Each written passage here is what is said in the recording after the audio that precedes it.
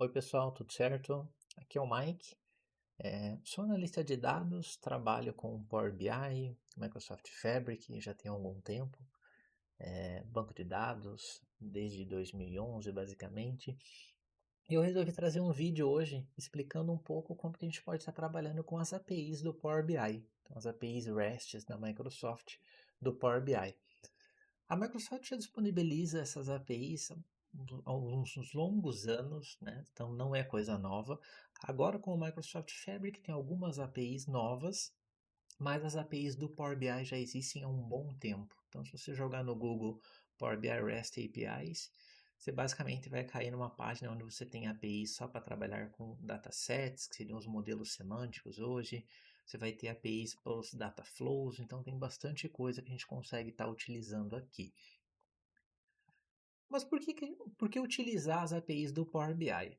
Primeiramente, né? Se eu consigo ir lá no Power BI Online, no Power BI Services e agendar as minhas atualizações lá. Bem rapidamente aqui, alguns cenários, né? Então, digamos que você tem um DW que você roda uma carga de dado às 8 horas da manhã. Essa carga leva cerca de 20 minutos para concluir. O teu Power BI foi configurado para 8h30, porque você só consegue ter um range a cada 30 minutos. E nesse dia, a tua carga, né, do DW ela deu erro ou ela atrasou, terminou 8h35. Deu 8h30, a atualização do Power BI teoricamente já iniciou e ela vai estar incompleta, porque a tua carga do DW ainda estava rodando. Ou ainda pior, a carga deu erro, consequentemente o teu Power BI iniciou a atualização e nem tinha dados novos ainda. Um outro exemplo, o DW roda às 8 horas, a carga do teu DW, ela leva cerca de 40 minutos e você agenda o teu BI para as 9 horas, porque você só consegue ter esse range de a cada meia hora. Nisso, né, você fica 20 minutos que você já poderia ter colocado o teu BI para atualizar antes, né? E puxando para aquele cenário onde tivemos erro de carga, né? Após uma nova carga, né, para forçar, por exemplo, a atualização de uma fato venda, quais datasets, quais modelos semânticos precisam ser atualizados? E mesmo que eu saiba, eu vou lá no Power BI Online e eu mando atualizar o A, o B, o C, eu troco de workspace, eu mando atualizar o D e o E, então fica um tanto manual, né? E a gente consegue automatizar isso utilizando as APIs do Power BI. E o vídeo de hoje eu venho trazendo como é que a gente pode estar trabalhando com Python, que é uma das formas mais simples hoje em dia, para a gente estar trabalhando um pouquinho com essas APIs, né? Basicamente, a gente consegue estar trabalhando com essas APIs. Aqui eu estou importando, então, basicamente, né, algumas bibliotecas, a requests, para trabalhar com HTTP, né, com as chamadas de APIs, a MSOL para fazer as autenticações, né, via Client Application da Microsoft, .env, iOS, que é para trabalhar com variáveis de ambiente, né, então, basicamente, a gente consegue ter um arquivo .env com algumas variáveis e a gente está fazendo a chamada, né, carregar essas variáveis para dentro, né? Se for o caso de você ter aqui esses códigos, esses IDs direto aqui, você poderia, por boas práticas, né? É interessante você ter um arquivo de um .env e ter isso padronizado. Então aqui nós precisamos do Client ID, Client Secret e do Tenant para a gente estar conseguindo utilizar a API. O que seria o tenant, né? Basicamente, o tenant ele seria como se fosse o nosso ID lá na Microsoft, da nossa empresa, no portal Azure da Microsoft, né? Então, por padrão, a gente tem um tenant, né? E ele é geral para todos os recursos que a gente cria ali no portal do Azure. Temos o Client ID, que é uma aplicação que a gente tem que estar criando para estar trabalhando, né, com as APIs da Microsoft, e um Client Secret, né, que é um segredo que a gente também cria daí dentro desse Application Client. Eu até ia demonstrar aqui no vídeo como a gente está fazendo toda a configuração para obter esses três parâmetros, mas leva um pouquinho de tempo e já tem um vídeo de uns 2 meses atrás que o Alisson Pesotti gravou e disponibilizou na comunidade, acho que de uns 7, 8 minutos, onde ele explica esse passo a passo. Eu vou aproveitar e vou deixar o vídeo dele ali na descrição e a gente já consegue ganhar um pouco de tempo aqui, né? Nesse breve tutorial. Só demonstrando, né, basicamente como que seria esse arquivo .env. Aqui eu tenho uma cópia para não abrir o arquivo oficial e demonstrar para vocês, né? Mas aqui eu tenho Tenant ID, Client ID e Client Secret com esses parâmetros, nessas variáveis que a gente pega lá do portal Azure da Microsoft, mas é bem tranquilo. Então aqui eu faço, né, eu carrego, né, faço a leitura dessas variáveis, né, e atribuo, né, esses parâmetros para variáveis. E aqui a gente já começa a trabalhar um pouquinho com as bibliotecas, então, da Microsoft em si, né? O que que nós temos aqui? A gente faz a montagem, né, da URL, né, essa estrutura da API que a gente tem que estar chamando para fazer as autenticações. Então, eu tenho um authority URL, que a gente vai passar o tenant ID, que ali, nesse caso, né, eu estou pegando do meu ponto .env, e o escopo, né, que a gente vai estar utilizando dessa API para fazer a autenticação. Continuando, né, a gente tem aqui uma variável app, aonde aqui a gente vai estar utilizando a Client Application, né, Confidential Client Application, aonde eu passo o Authority URL, o Client Secret, que eu também obtive ali em cima, eu faço a chamada, né, então eu quero obter basicamente um token, né, o meu escopo, né, o meu scope. E quando eu faço basicamente a chamada, né, ela vai retornar várias coisinhas ali para mim, e eu falo que eu quero que seja retornado para mim basicamente só o token, só o Axis Token, é só isso que eu vou estar utilizando. Tudo que eu precisar a mais disso que ela retorna ali, eu acabo não necessitando, né? Dessa primeira etapa até aqui, só para demonstrar um pouquinho aqui embaixo, eu separei, né, num bloco aqui do Jupyter Notebook, mas basicamente é Python, né? Se eu fizer a chamada só desse primeiro bloco, né, fazendo um print aqui do Access Token, é basicamente, né, só um binário aqui, o token em si para autenticação que ele retorna para nós. Continuando aqui, o que, que nós temos? O Workspace ID, então eu preciso passar qual que é o workspace que eu vou fazer a atualização e qual que é o dataset, ou modelo semântico, como é chamado hoje, né, que eu vou fazer essa atualização também. Então aqui está fixo. Daqui a pouquinho a gente vai ver uma forma de fazer isso dinamicamente que fica bem bacana. Aonde que a gente obtém esse Workspace ID e o Dataset ID? Demonstrando para vocês aqui, para quem nunca mexeu, né? Se eu venho aqui no meu Workspace, né? Eu acesso o Workspace, então aqui eu tenho um Workspace que eu criei aqui para teste, justamente para atualização do Power BI.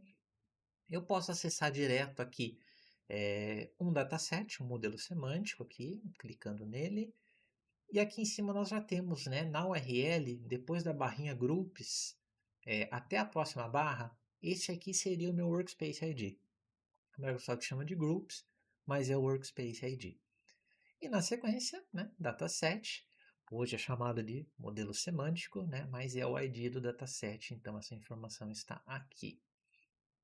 Voltando então para o código Python, eu tenho essas duas informações fixas aqui. Até então, autenticamos ali, né, via Client Application, né, tivemos o token retornado, informamos os parâmetros do Workspace e Dataset. Agora sim a gente vai chamar a API para forçar a atualização desse modelo semântico. Então, de novo, aqui eu estou montando essa API, né, por partes, por assim dizer, essa chamada da API. A chamada aqui é padrão, né, que a gente obtém lá no site da Microsoft. A gente vai estar utilizando aqui, né, a Groups, né, datasets, a refreshes para poder forçar a atualização, aonde temos que passar para ela basicamente o Workspace ID, que está ali em cima, o Dataset ID, então aqui o início da URL, e como headers, né, cabeçalho, a gente passa o tipo de autorização que a gente precisa. Né? Então aqui no caso a authorization é better token, né? Então a gente passa, né, como texto better, concatena o Axis Token, né, que a gente retornou aqui em cima também. Bem tranquilo esse processo aqui. E por fim, daí sim, né, aqui como response, né, então a gente chama, né, basicamente um post, passando essa API, essa URL que a gente estruturou, né, API URL, e os headers para fazer a chamada, né, dessa API. Se eu for bem rapidamente aqui neste modelo semântico, então vou lá no Workspace, no caso aqui eu estou simulando este financeiro, Se eu visualizar aqui o histórico de atualização, a última atualização foi às 9h34. Já havia API, fiz vários testes aqui mais cedo, né?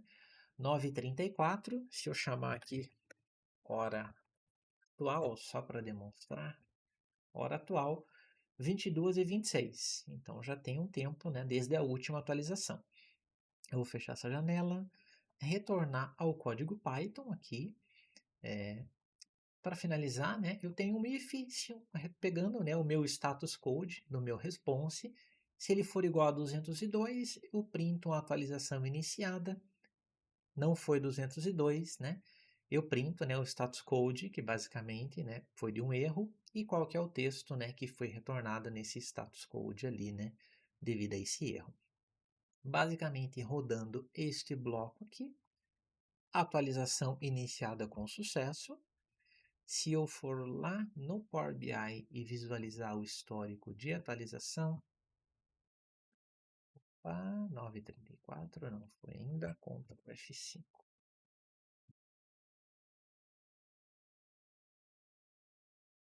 History.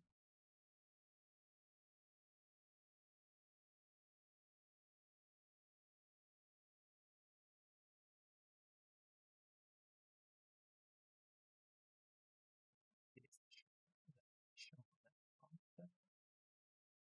3324. Não é esse aqui que eu simulei, é o RH 3324. Visualizando o histórico, 10h27, né? Então ele acabou de fazer uma chamada de atualização, né, para este modelo RH. Se eu acessar ele aqui bem rapidamente, né, não tenho layout aqui, não tenho nada, né? A ideia era justamente aqui demonstrar a questão das APIs, né? Última atualização, 22h26, né? Ele já atualizou aqui para nós. Se eu abrir qualquer um outro aqui, por exemplo, financeiro, 21h33, né?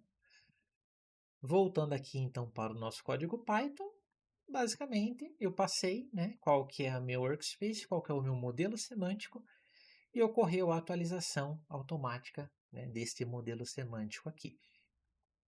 Voltando para aquele nosso exemplo, onde tivemos um erro de atualização, então tivemos um erro de carga, basicamente.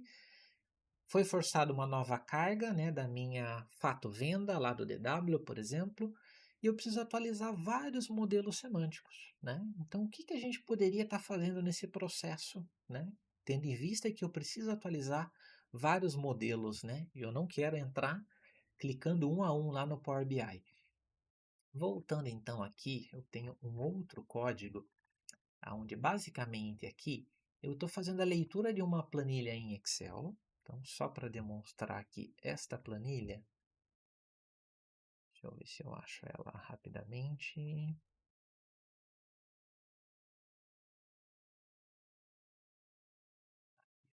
É. Eu tenho uma planilha onde eu tenho uma coluna table, né, com o nome das fatos, das dimensões, poderia ser bastante coisa, né? Nome do workspace, ID do workspace, nome do dataset e o ID do dataset. Aqui é um arquivo Excel, poderia ser já uma tabela no próprio banco de dados, né, que poderíamos estar consumindo ali. Fechando aqui a planilha, se basicamente eu der um play aqui, aqui eu só estou importando a biblioteca do Pandas, né, fazendo a leitura, pd.read Excel, né, da abinha dados ali da minha planilha. Ele trouxe aqui para mim, eu tenho fato vendas, eu tenho fato estoque. Esse código Python, digamos que eu estou chamando ele lá no meu pipeline que atualiza fato vendas. Então, automaticamente eu sei que eu só preciso atualizar, né, e só posso atualizar o que diz respeito a fato vendas. Eu consigo fazer basicamente um filter aqui, onde o table, né, é igual a fato vendas. Se eu rodar novamente, ele já filtrou aqui para mim. E ainda assim, o que, que eu posso fazer agora aqui também? O meu display, eu vou retornar tables aqui, que basicamente eu estou fazendo o quê? Eu estou criando uma lista com base nesse meu data frame, onde eu retorno só o workspace ID, o dataset name e o dataset ID. Basicamente, só esses parâmetros, essas colunas, né? Eu estou retornando e montando uma lista chamada de tables, né? E ele já trouxe aqui para mim. Financeiro, marketing e RH, fazendo a leitura daquele arquivo Excel. Aqui eu vou dar Ctrl Z, né, porque foi só uma breve demonstração. E o nosso código completo, como que ficaria então? Novamente, né, essa parte onde a gente faz a leitura da nossa planilha, a criação da lista, né, chamando essa lista de tables, só com essas três colunas. Agora, eu criei uma função chamada de def, né, API Power BI, e essa função basicamente ela tem três parâmetros: Workspace ID, Dataset Name e Dataset ID. Basicamente é só uma função chamada API Power BI. Na continuação, é a mesma coisa daquele primeiro código, né? Client ID, Client Secret, Tenant ID, que a gente acaba retornando ali, né, das variáveis de ambiente. Toda a continuação é da mesma forma, né? Então, isso aqui não muda, mesma coisa, montando a URL, Client Secret, mesma coisa que o código anterior. A API URL, né, ela passa o Workspace ID, que é o primeiro parâmetro, que a função recebe, e o Dataset ID, que é o último parâmetro que a função recebe. O Dataset Name, aqui ele não utiliza. Na continuação, aí eu tenho um if, né, da mesma forma, com status code se for igual a 202, atualização iniciada com sucesso, e aqui eu concatenei, eu estou printando o SM de Semantic Model e o nome do dataset, basicamente. No caso aqui do erro, poderia estar printando também o nome do dataset. Aqui então, todo aquele nosso código em si da chamada da API foi atribuído, né, foi criado dentro de uma função, e depois essa função precisa ser chamada. Então aqui nós temos um for, onde um for basicamente ele vai percorrer aquela nossa lista chamada tables, e basicamente todos os registros ali dentro, né, ele vai pegar o Workspace ID, Dataset Name, Dataset ID, vai fazer a chamada da API, da função API Power BI, que é o que a gente criou aqui em cima, né, passando para ela Workspace ID, Dataset ID, Dataset Name e Dataset ID. Se basicamente aqui já tem um pequeno spoiler aqui na chamada anterior dela, né? Mas se eu der um play aqui, ok, chamou a financeiro, marketing e RH. Se eu correr lá no Power BI Online, então vamos ali no Workspace, eu vou abrir aqui o Monitor e automaticamente aqui, refresh, ordenando por horário, ele não pegou. Essa parte do Monitor é um pouquinho chatinho. Ctrl F5, voltar aqui no Monitor, ordenando aqui, não trocou. Vou fazer um esqueminha. Vamos trocar o Workspace, voltar aqui, Refresh Power BI, Monitor. Agora ele atualizou. Modelo semântico, né? RH 10:33, marketing 10:33, financeiro 10:33. Automaticamente, os três modelos semânticos, né? Igual a gente viu aqui no código, foi forçado a atualização para eles via API. Então, recapitulando, fizemos uma leitura de um arquivo Excel, onde a gente faz basicamente um filtro, né, por fato vendas, filtrando só o que é fato vendas, que é a minha chamada lá do DW, a minha carga que está rodando. Então, como ela diz respeito a fato vendas, ela só precisa atualizar os modelos semânticos, né, que dizem respeito, que utilizam, né, a tabela fato vendas. Igual a gente tem aqui um filtro. Monta uma lista, né?